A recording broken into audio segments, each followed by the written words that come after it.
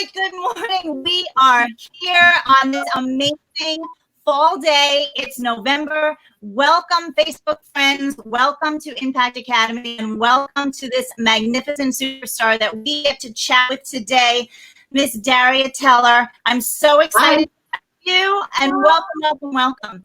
As everybody knows, perhaps maybe you're new to us, but INPact Academy has been put together to create interviews and opportunities where we can showcase people in the community throughout the world, kids, adults, and businesses who are jumping in to make an impact by doing great things for great people, creating a ripple effect of awesomeness by being a drip that rips and not a drop that drops. And I have had the extreme pleasure of knowing this woman sitting there, who is sitting with me right now for a number of years.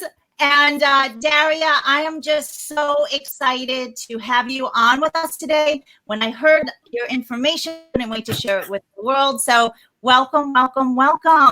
Thank you. I love this. I love this platform. I think it's amazing. I think what you do is amazing. And I think it's so great that you've taken the time and the opportunity to make a platform where people can talk about things that are great. And that's big, instead of all of, all the things that are going on in the world right now. I think it's fantastic. And so kudos to you. Well, it's my honor because I get to interview special people such as yourself, so it makes it that much better. So just so everybody knows, I've had this extreme pleasure of knowing this beautiful woman for a number of years. Her son attends our summer programs, and we've just connected right from the get-go. She's an incredible parent. She has a beautiful family, and she is a businesswoman. And she's a businesswoman who has pivoted. She's a businesswoman who now, going from the business that she had that she'll share with us to now being a professional recruiter who's truly making connections. And one thing that truly inspired me about the dialogue that we had is that she talked about the fact that people are more than just paper. Yes. And I was like, it's so true. People are people. So would you just let us know a little background about who you are and all of your fabulousness, and then we'll just keep the rap going, girlfriend. I love it. You know me, you can never shut me up. So it's a good thing, right? So, I started working with Executive Alliance because I've known the owner of the company for quite some time, over 20 years, and I've known one of the recruiters there, and they're such amazing people. They're wonderful people. They're not your typical in your face kind of thing. And I jumped right in, and they welcomed me, and I love every minute. I love what I do. I started out just sort of getting used to the industry and sort of finding my way, because my background's not recruiting.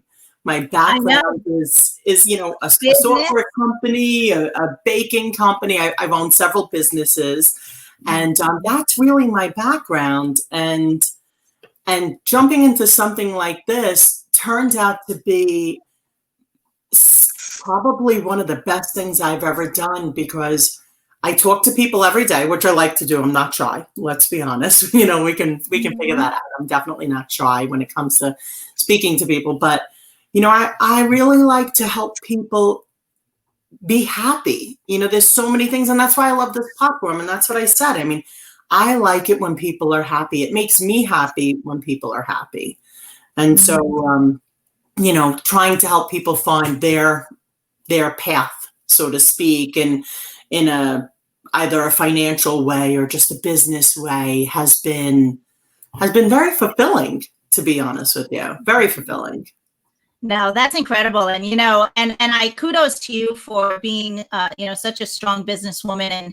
And, when you mentioned the baking company that that was one thing that Daria would come in and provide us with little mini cupcakes. So we were like, Daria's in the house. She's got cupcakes. And, that was just always such a treat and so wonderful. But the minute I met you, you were just that type of person that you exuded just warmth and personality and love of people, and with a beautiful smile. And I think that's so important. And I think, we always talk about that things don't happen things happen for a purpose, on purpose, and for a reason. Right. And I think this opportunity for you purposefully landed with you because you automatically draw people to you. You automatically are able to connect people and really make people feel good about themselves. And right now, with everything happening in this pandemic, people have lost their jobs, people have fallen ill. There's so much heaviness that's just going around. And now you have the ability to now help people out of these situations that perhaps they don't know where to go, what to do, and how to get there, especially in finding a new job market right now, when the market right now is so impacted by what is happening with the pandemic and stuff. So how is it that, what makes you love it so much? And what have been some of the stories that you've had where you've truly made an impact in a person's life because you help them connect with something that they needed in their life, for their job, for their family, or whatever that may be? Well, the first thing you really need to understand is that when someone is looking for a job, there's a few reasons, right? And so the likelihood is that the smallest reason is money. It's not really that. It's that someone's foundation is shaken because you're unemployed, because you're terminated for some reason. The job is no longer a viable job. There are no longer any positions where you were initially slated to be, and those positions have gone under, or a pandemic happens. So who figures that a pandemic's going to happen? All of a sudden, you're gonna lose your job. And so when people come to me, they're in a position where I can relate to them because I feel like everyone's been in this position. So whether you've lost a job or you've lost a relationship, it's really, you become where you feel it inside, internally. You feel that loss. And so what's happened for me is that I relate more to the people than the positions that they're looking for. So I specialize in construction and engineering, and that's all I do. But I relate to people, and people come to me and they say to me, I lost my job because a family member got sick and I had no choice but to take care of them. And so I had to leave the job that I had because I needed a position that would allow me the flexibility of a schedule that would benefit my family, because now I need to take care of someone. Or now I really need to move on because this job, I feel, has capped out for me emotionally. So a lot of it is really finding out and communicating. That's the biggest thing I do all day long, is listen. Although I love to talk, the majority of what I do is I listen. I listen to what people are missing, because it's just like a relationship. You're missing something. You're missing something that draws you in to want to be there every day. And listen, a job is a job, and that's why we get paid. But there's a reason that you stay, and there's a reason that you don't call in sick, and there's a reason that you get out of bed and you do your hair and you do your makeup, because you know that you're going to make a difference some way, regardless of what you do. It doesn't matter. Every position is important. And so I have conversations with people about what's lacking in what they're looking for. So yeah, I brought it up. So there was one gentleman, and he just, and everybody, everybody in my office knows about this guy, because I just absolutely felt for him. He was an engineer, and he had to leave his job because his wife and his mother both got sick at the same time. And that's a lot to bear. And he was the one providing, everyone was in the same household, and he was the one that he was the backbone of the family. And now they needed him not only financially, but they needed him emotionally to be there. And the job that he was doing no longer afforded him the capability of the time he needed. So again, it's not just about the money. For him, it was about the time. And so he needed to find a job that was hourly. And so he figured, all right, I'll do this for, maybe a few months, a year, 2 years. It turned into 4 years. So now when he was back into the market and he really wanted to get back out there, now he was having a problem getting out there because Nobody really was listening to him. This poor guy put himself aside. I mean, and that's selfless. He put himself aside and his career and what he went to college for. He put it all aside to take care of his family. And nobody believed in him. Nobody would help him. And I was so touched by his story that I made it a priority. And 4 years had gone by, and he and I worked together, and I found him the job that they adore him. And again, it was more about understanding why he was where he was and explaining that to the clients and saying, listen, he's not here because he decided to skip out on work.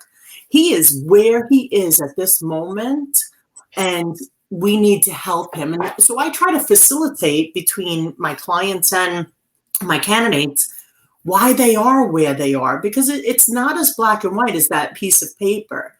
You know, a resume is just words. It really can't convey everything that a person is and that a person brings to the table. And so I try to take the resume and pick it apart and say, listen, on paper, this is the guy that you want, but in your heart, in your relationship, in where you want him to fit in with your team, this is why he's your guy. And this is the guy that's not going to leave you, because he's not that guy. He's not the type to do that. And so that's probably one of I have a lot, but he's one of my proudest moments because it got him back to where he needs to be. And thankfully his mom and his sister are okay. His mom and his wife, rather. They're okay. Everybody's okay now. So it worked out. It definitely worked out. It's beautiful. You know what? That's the reason that story even resonates with my heart too, is that you took the time to get to know the person as a person. And I think in this day and age, especially through technology where we're physically disconnected, the ability to even just make those connections in that regard is just so important. And how can we facilitate that for other people? Because like you said, we're all working. We're all trying to make our lives better with the things that we get to do. But how do we truly instill those people connections and the importance of that? And when you're in management or when you're in the front line, whatever it is, people are people, and making those connections and understanding those relationships are really powerful. And another piece of the question, I know I'm asking like 12 at once, is how do we help teach our kids, our younger generation, to start understanding those relationships younger, so when they're going into the job and marketplace, that they're even now putting themselves their best foot forward too, because they're able to then make those connections with people. How does that happen? Well, I think the first thing that you really have to do is you have to listen. Sometimes we get wrapped up in feeling that it's so important to get out what we want to say. We want you to hear what we want to say. But if you don't take the time to listen to what someone is really saying, you're missing the communication. You're missing that moment. And I think that if we miss that moment, we miss the mark. So I can have a conversation with you and I could be so focused on what I want to say that I haven't heard a word that you've said. And now I've totally missed that opportunity to find out more about you. And if I want to find out more about you, I can better help you. If I'm saying to you, hey, this is what you need to do, and this is where you need to be, and this is what needs to happen, and this is where I think you should go, well, that's never going to work out. And so as far as in my career and in my life, it's important to me to listen to what people have to say. I learned that early on, and I try to teach that to my son. It's not always as important to be the person in the room that knows the most. Sometimes it's okay not to know the most, because you can learn more as people are speaking, and you can learn more from an interaction with someone than you can if you lecture. It shouldn't be a monologue or an interrogation. It should be a conversation. And so I think sometimes, even with social media, I think we lose that. And that's where you lose it in a resume. You look at that resume and you only hear the words on that paper without having the dialogue with someone. I think that's important. And then the second part of your question How do we instill that? How do we take care of that for our children? Well, I know with my son that I literally, I don't mince words with him. I think that happens as well. I communicate with him and I say to him, this is how it should be. When you speak to your friends, you may not want to do everything they want to do, but if you give it the opportunity and you try something they want to do, you may find that you're happy. You're happy doing that as well. And I'm proud of him because he's listened to that and he does that. And so listen, sometimes, let's be honest, he bucks the system sometimes. We all do. We all do. But I think it's very important to not only to listen, but when you communicate, speak clearly. Communicate what you really are trying to say. Don't just use any word. Actually use the words that actually mean something to you.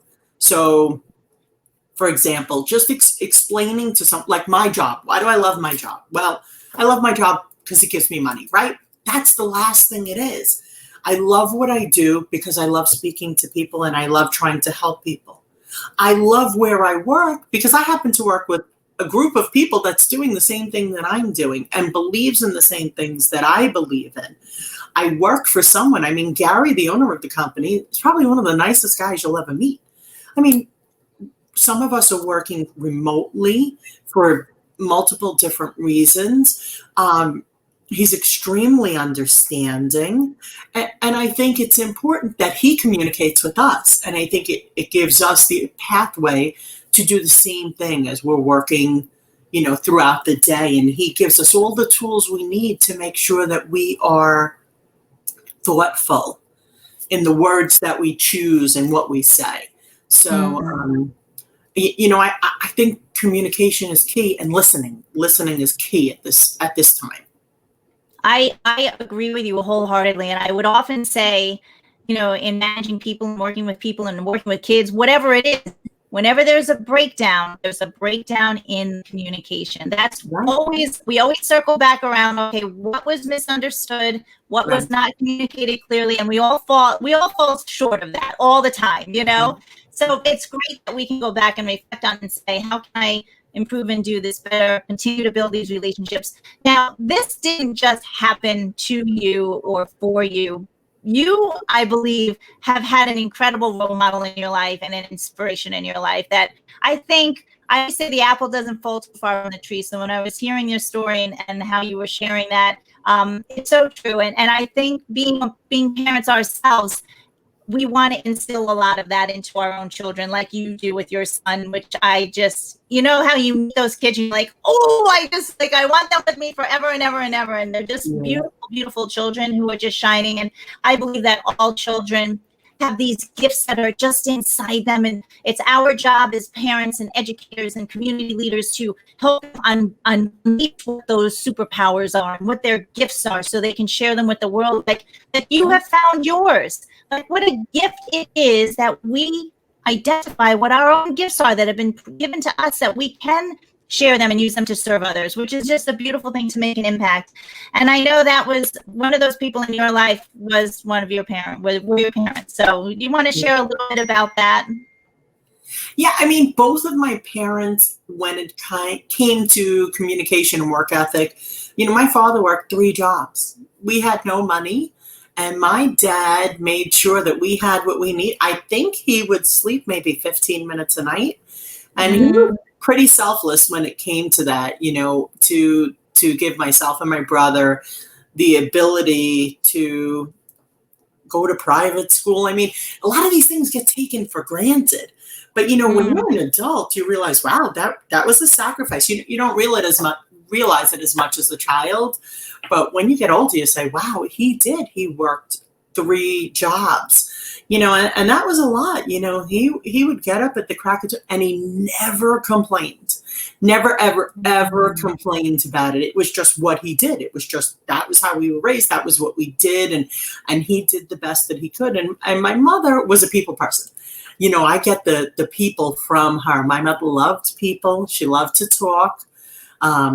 She loved to be involved. She loved to make people smile.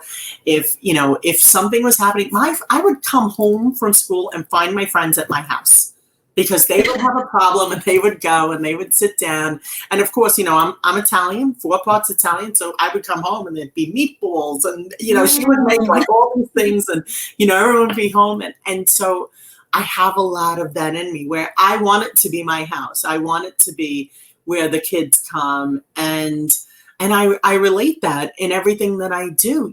We have a group for Christmas that I started, and it's called the Merry Moms. Mm-hmm. And we go, and it's the moms and the kids, and we go from house to house and we carol. And you know what? The kids have a great time, but it teaches them that you don't have to get something in return to make someone happy. And you're singing and you're happy, and you're not getting anything for doing this except the experience of making someone smile. And so I try to instill in my son that, those are good things to do. And we've been doing, I think this will probably be the 4th year. It'll be different.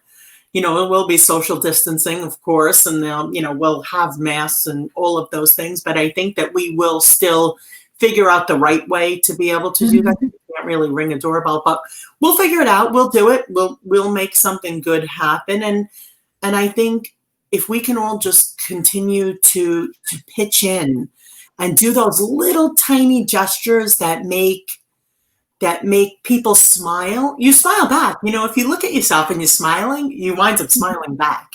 And I think people hear that and people see that. And in this day and age, with so much that's happening around us and so much unknown in the future, I think it's important that we all do that. So yeah, my parents definitely, my mother and I would sing around the Christmas tree. I did put my Christmas tree up yesterday, by the way. I saw that.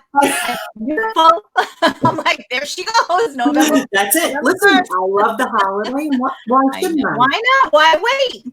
I communicated to my husband that it was important to me, and he listened. Amen. I love it. I think, who says that you have to put up your tree whenever you want? My daughter actually decorated her room. She's full out Christmas, like Hallmark movies, like very much into holiday. So her room is completely decked out already right now. And I'm like, you be you. If that makes you happy. And that's something that I love that you said, is that find those things that excite you and light you up so that you can be that person that will share that smile. Because more than mirror neurons, as a baby, when you smile to a baby smiles back, and it's, it's all triggered, within our bodies, but it's so much deeper than that. It's in our soul. And we all know, you've heard me talk so many times about being the drip that rips, that it just takes a smile. It just takes a kind gesture. It just takes like a jacket to someone on a cold day, or a Christmas carol outside of a person's door that hasn't seen people throughout this whole pandemic. And I mean, just the ripple and the beautiful energy that one person, a group can create. And I just love that you do that. And I think that's how this tsunami of positive energy is just going to be felt worldwide. Each person just always does their part. So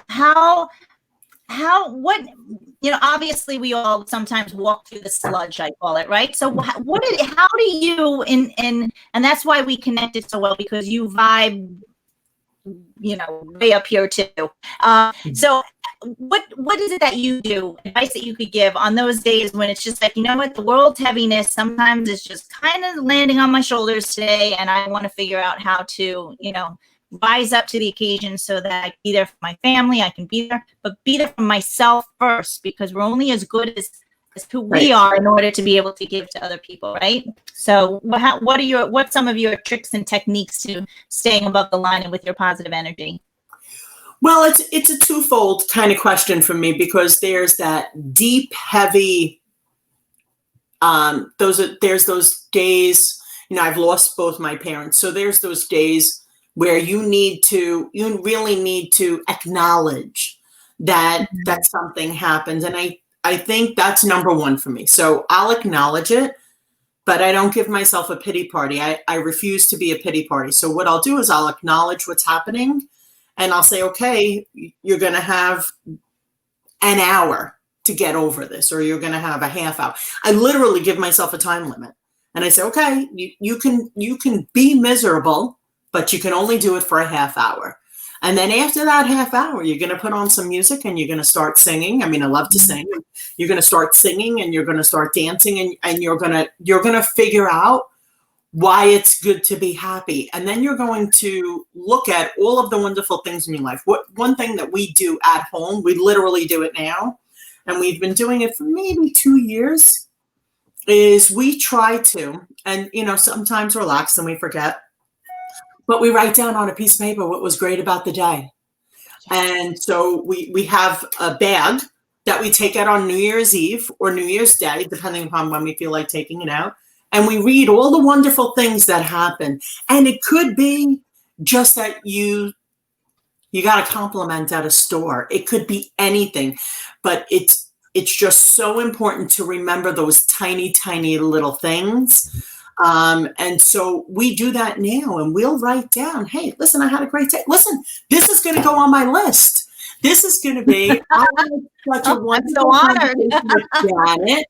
And life is good. Life is hard. Absolutely. Everybody's life is hard. Everybody's got different problems. Everybody's got a lot going on. But there's always a reason to be happy. There's always a reason to smile. So even in your darkest hours, I reflect on the things that are good in my life. And I really believe if you write it down, it makes it so much easier to keep going, right? So motion creates emotion. So the more you write, the more you'll write. And so today I may write 10 things as opposed to yesterday, maybe I only wrote 3.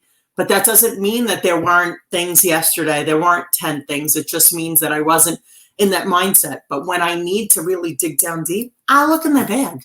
I look in the bag and I say, okay, what is it? And if you don't have a bag, make a bag. I think you should. I think everyone should. I think it's a great thing. Make a jar. Just do something that reminds you that those little tiny things, they mean something. They mean something. They mean something to me, and they mean something to you. They mean something to all of us. So anytime I'm in a bad mood or I wake up, because it happens, you keep going though. The important thing is that you keep going. So, I recommend though the jar, the bag, something like that, where you bring those little notes out. And I make my son and my husband do it as well. We all do it.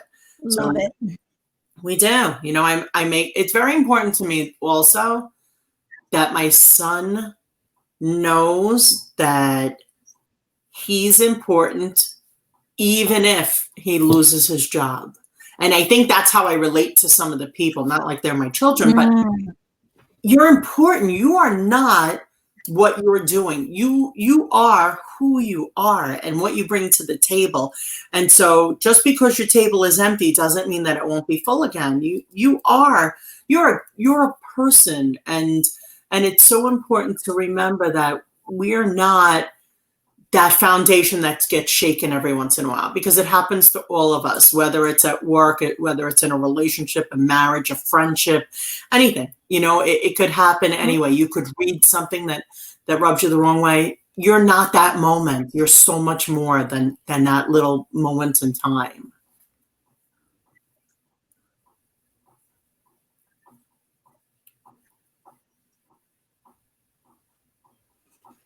It's so true, and for some of you, you might have started to freeze because the winds are blowing. So I hope our internet connections are doing okay, but you're back too. So we may have missed a little bit about that, but what I was getting from it is that people need to realize that they do matter.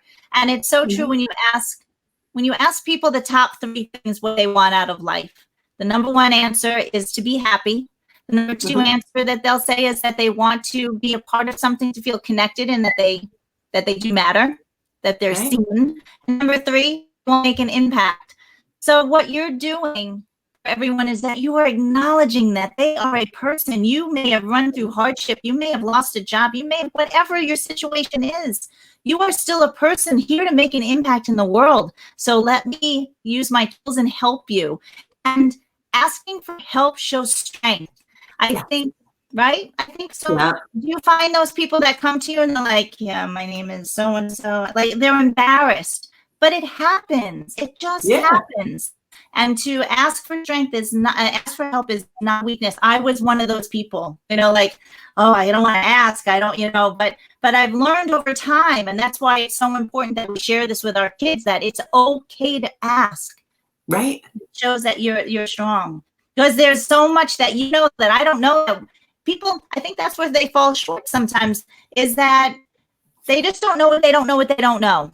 So that's our job, is to let people know that this is who I am. That's why I wanted people to meet you. Like, here's an amazing talent. But if you're stuck and you don't know what you don't know what you don't know, and you don't know where you can go to get somebody to help you, especially with the field and industry that you work with, I mean, what a blessing that is. What a blessing that is. So love that. I love what you do. I love what you stand for. I love that you take yourself, who you are as a person, and with a passion and a soul and a fire and a desire to make an impact, in another person's life. It's not about Daria Teller. It's all about right. You as a person who's making somebody else's life better because you were in their presence. You were a part of their life. And that's why I want everybody to meet you and use this platform, share you, because you're drip that rips, my friend. I love that. I love the expression. I love it. It's crazy.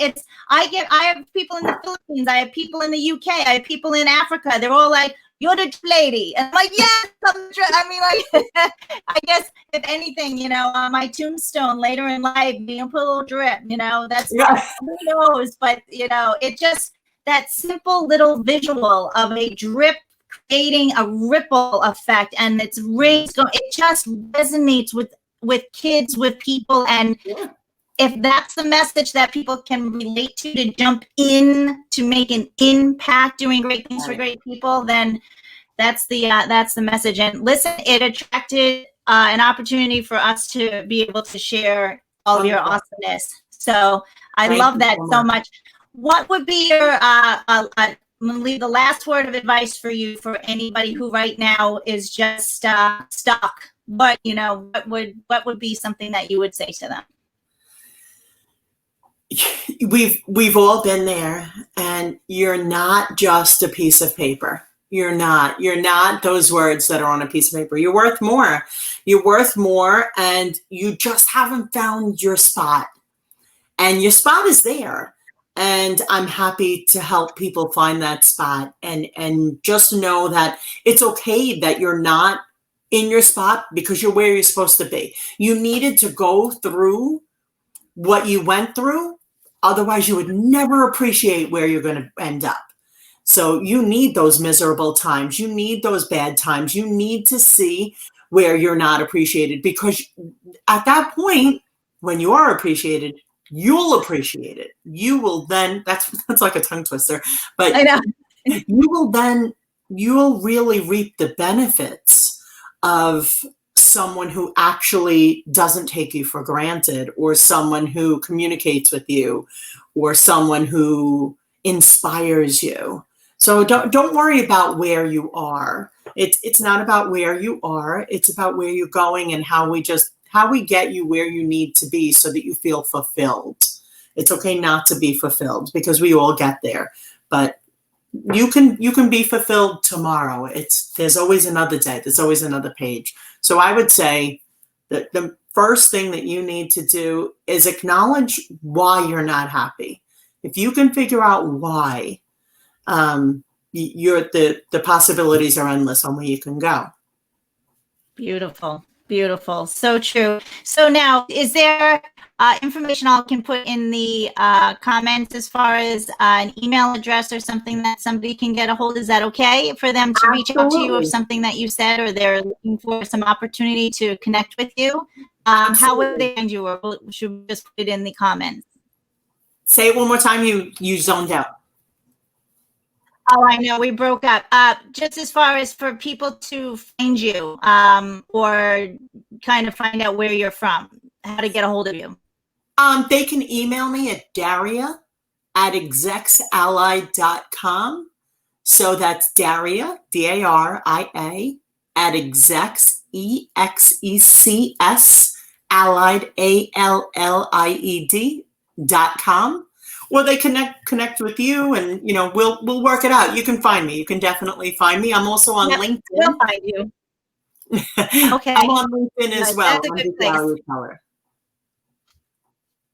Oh, perfect. That's wonderful. And I'll go ahead and share that in case our communication got broken up a little bit right now. I don't know, the wind and the internet and the technology is a beautiful thing. And then all of a sudden it's like, what? Or you freeze and you're like, ah. Yeah. But I'll definitely share it in the comments below. I know that there was a little bit of disturbance with internet connection, and I do apologize for that. Out of our control. We just go with it, right? It is what it is, and which is great. But Daria, I thank you so much for spending the time this morning to share. It's been wonderful.